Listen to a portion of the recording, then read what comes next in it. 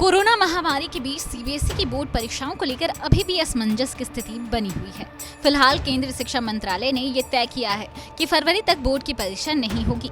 31 दिसंबर को केंद्रीय शिक्षा मंत्री बोर्ड परीक्षा की तारीखों का ऐलान करने वाले हैं। ऑनलाइन क्लासेस और बोर्ड परीक्षा में देरी को लेकर इस साल 12वीं बोर्ड की परीक्षा देने वाली छात्रा आर्ची सिंह से हमने बातचीत की।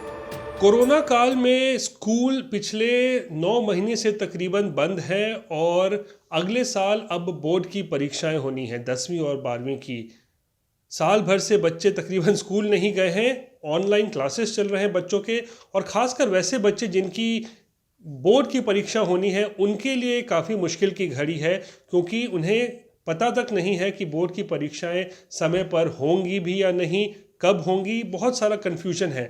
हमारे साथ बात करने के लिए आर्ची सिंह मौजूद हैं, जो कि 12वीं की छात्रा हैं, कॉमर्स की छात्रा हैं, और अगले साल इनकी बोर्ड की परीक्षा होनी है। आर्ची, ये बताइए, मन में क्या कोई परेशानी है, दुविधा है कि क्या होगा, क्योंकि आप लोग की बोर्ड की परीक्षाएं होनी है 12वीं की? हाँ, बहुत सारे क्वेश्चंस है, जैसे बोर्ड्स कब होंगे, अभी तक डेट शीट नहीं आया है। फिर मतलब बहुत सारे चेंजेस भी आ गए पढ़ाई को लेकर के। जितना हम लोग स्कूल में जितने अच्छे से समझ पाते थे उतने अच्छे से ऑनलाइन में नहीं समझ पाए। फिर सिलेबस भी बहुत लेट से कंप्लीट हुआ, तो बहुत सारी प्रॉब्लम्स क्रिएट हुआ। और अभी ये है कि बोर्ड्स कब होगा, डेट अभी तक कुछ आया नहीं है, तो ये सब प्रॉब्लम है अभी। खासकर सरकार ने भी कहा है कि फरवरी तक तो परीक्षाएं नहीं होंगी, फरवरी के बाद वो लोग फैसला करेंगे कि आगे डेट कब जा सकता है बोर्ड का। तो लगता है कि इससे परेशानी होगी, आपके भविष्य का क्या होगा, क्योंकि आप लोग तो 12वीं के छात्र हैं, बाहर एडमिशन्स फिर लेने होंगे।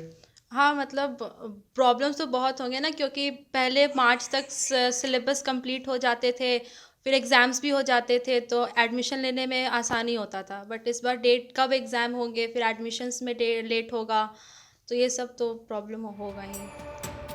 ऑनलाइन क्लासेस से बच्चों पर पड़ रहे असर को लेकर शिक्षाविद डॉक्टर उर्वशी साहनी ने कहा कि कोविड-19 का सबसे ज्यादा असर गरीब बच्चों की पढ़ाई पर हुआ है। उन परिवारों में खासकर दिक्कत हुई जहां एक फोन पर 5 बच्चे ऑनलाइन क्लास कर रहे थे। बच्चों की पूरी तरह से सुपरविजन और उनकी सहायता करनी है, लेकिन सबसे ज़्यादा मुझे लगता असर हुआ उन बच्चों पे हुआ है जिनके घर में फ़ोन है तो एक है, और उसके 5-5 बच्चे, 6-6 यूज़र्स। वो क्या करें? कंप्यूटर नहीं, फ़ोन है तो डेटा के लिए पैसे नहीं हैं। अब इम्तहान सर पर है। नॉर्मली इस समय तक हमारे फर्स्ट प्री बोर्ड हो जाते हैं और सेकंड प्री बोर्ड की तैयारी होती है। इस वर्ष हम लोगों ने फर्स्ट प्री बोर्ड को बच्चों के साथ इन पर्सन किया है, 5-5, 10-10 बच्चों को बुलाकर, और उसमें 95% पेरेंट्स ने भेजा। अब सेकंड प्री बोर्ड भी हम इसी तरह कर लेंगे, लेकिन अनसर्टेनिटी बहुत ज़्यादा है। पता नहीं इम्तहान कब होगा, कैसे होगा, और इस पर भी बच्चों पे, उनके मेंटल हेल्थ पे बहुत असर पड़ रहा है। सीबीएसई के पूर्व अध्यक्ष अशोक गांगुली ने कहा कि बोर्ड परीक्षा अप्रैल में होने की संभावना है, जहां 2 पालियों में परीक्षाएं होंगी। हालांकि ऑनलाइन पढ़ाई ने बच्चों पर असर डाला है। ऑनलाइन मोड से पढ़ाई के कारण बच्चे, उनके अभिभावक और टीचर, जितने भी शिक्षक हैं, वो सब पर्याप्त मात्रा में संतुष्ट नहीं हैं, क्योंकि ना बच्चों की पढ़ाई उस लेवल तक हो पाई उतने अच्छे से, और ना ही टीचर्स उतने अच्छे से करा पाए, क्योंकि मन में उनकी संतुष्टि नहीं थी।